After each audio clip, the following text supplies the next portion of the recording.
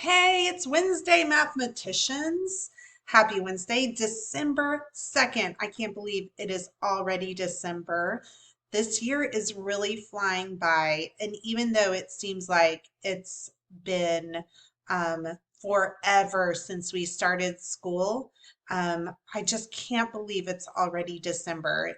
Things are really going fast now, and I am just hoping that the new year that is coming up will bring a much better, more smooth school year. Hopefully, I will see more of y'all in the classroom. Hopefully, the pandemic will start to decline and things will get back to normal. But we do know that we have learned some amazing things already. So if things are still difficult, we know we can do it because we have done difficult things, haven't we? Okay, speaking of difficult things, today we're talking about trying to understand the differences between dividing, multiplying, and subtracting fractions in word problems. Because when we see a word problem that has to do with fractions, a lot of times we get confused about which operation to choose. A lot of these kind of look the same. And so I thought it would be good to take a day to go over how to spot the differences between word problems where you would divide a fraction or multiply one or subtract one. Okay. Um, so we are going to go through 3 word problems and give you some key takeaways to look for each operation. Before we look at the word problems, though, I want to go over my anchor charts that I have included to help you out. I have included the equal groups triangle. Okay, remember when we know the total, we are going to either divide by the number of groups to give us the number in each group, or we're going to start with our total, divide it up into a number that's in each group to give us the number of groups. When we're looking for the total and we have equal groups, that means we're going to multiply our number in each group and our number of groups together to give us our total. Then we have our thinking patterns that have to do with subtraction. Remember, we have some went away. Some things are being removed. When we start with a total and take some away, we are subtracting to find what's left. We could be talking about a whole that's made up of different parts, and we are looking for a particular part. Or we're comparing numbers. We have a bigger number and a smaller number, and we subtract to find the difference. Or we have a bigger number and they tell us the difference, and we subtract to find the smaller number. So let's look at word problem number 1. Riley has 5/6 of a Hershey bar that Kayla gave her. She wants to give back and share a bit with Kayla.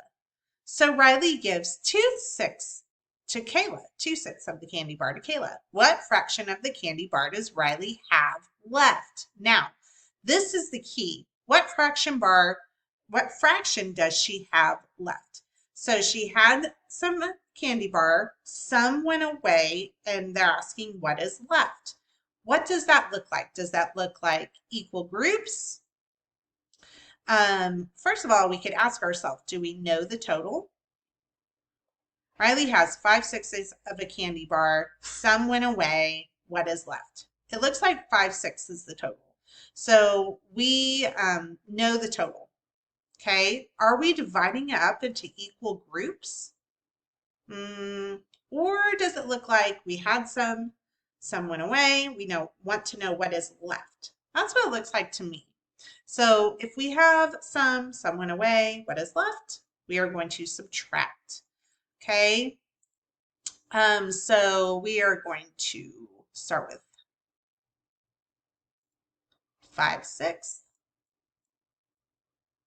Take away 2/6.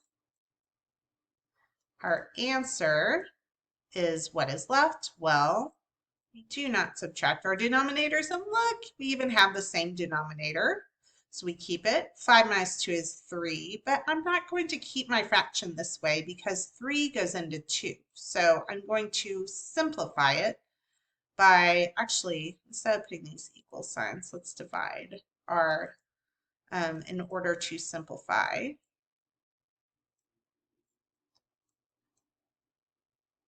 Oh my goodness, we're not dividing by 2.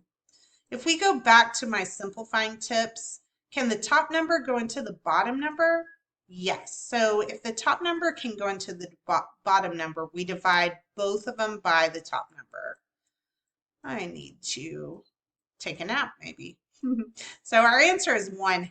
Okay. So I know that we have divided here, but that's simply to simplify our fraction. What we have actually done with the two numbers given to us in the word problem is subtract.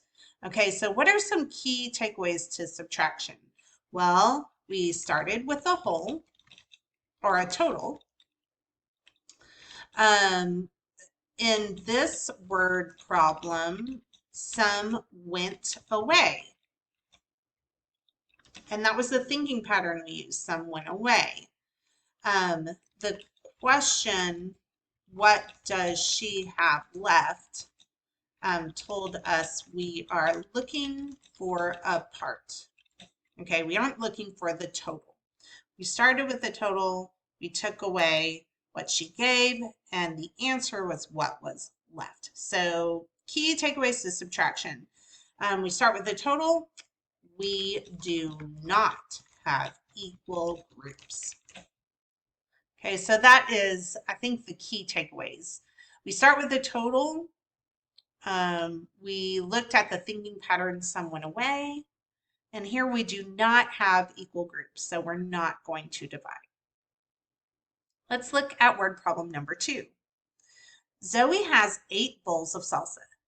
Each bowl has a 1/4 cup or 1/4 cup of salsa in it. What is the total amount of cups of salsa Zoe has? Look at that question. What is the total amount of cups of salsa she has? Okay, so here this is a measuring cup. This is what she just has them in. The bowls are just a way of keeping the measurement of 1/4 of a cup. Okay, so here we're looking for the total. What operation are we going to do when we're looking for the total? Well, we have two choices. We're either going to add or multiply. Well, how do we know whether to add or multiply? Well, the second question we have is, do we have equal groups? Zoe has 8 bowls of salsa. Each bowl has a 1/4 cup in it. We have our groups, 8. We have what's in each group, a 1/4 cup. So we're going to do what to those two numbers?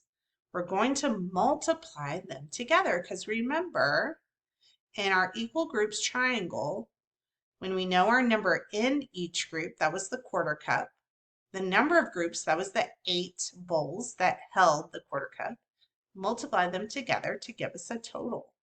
So let's go ahead and take our 8 times 1/2. Okay, well first, what do we need to do?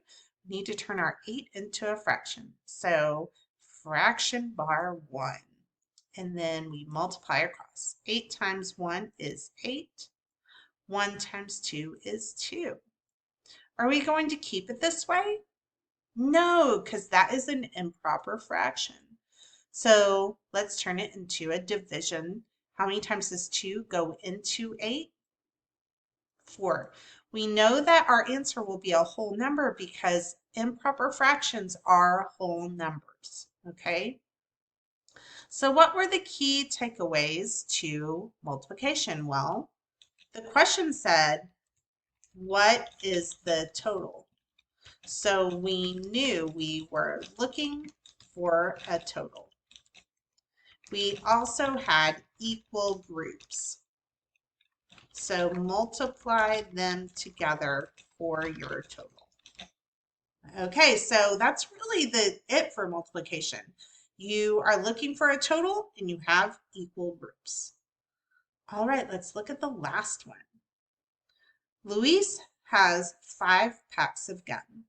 If he breaks up each pack into 1/3 portions, how many portions can Luis share?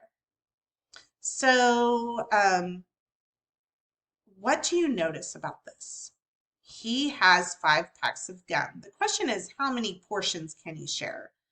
Are we looking for a total? No, because we are breaking up this 5 packs. And so what he shares um, is something that's being divided up. So what he's sharing is not the total. Um, look, how many portions can he share? That really sounds like what are the number of groups, right? Because here we have a total that's broken up into what's in each group. And the question is, how many groups are there? So which one of these breaks up a total into equal groups where we're looking for the number of groups? Well, we need to divide. Take our total. When we're dividing fractions, we keep the dividend, multiply by the reciprocal. So we keep our dividend. Our dividend is our total. 5 is what's getting divided up. It's getting divided up into groups of thirds. And our answer is how many groups there are. So let's keep our dividend, multiply by the reciprocal. What is the reciprocal of 1/3? Just flip it. 3/1. I'll turn my 5 into a fraction and multiply across. 5 times 3 is 15 over 1. What is 15 over 1? 15. Okay, so what are he can share with 15 people. So what are our key takeaways to division? We know the total, and we have equal groups. We knew that each group had 1/3, and we were looking for the number of groups. Okay, so now you have 6 questions. If you're having a hard time, try to label them. Is it following a thinking pattern? Or do you have equal groups? And try and label. Do I know the total?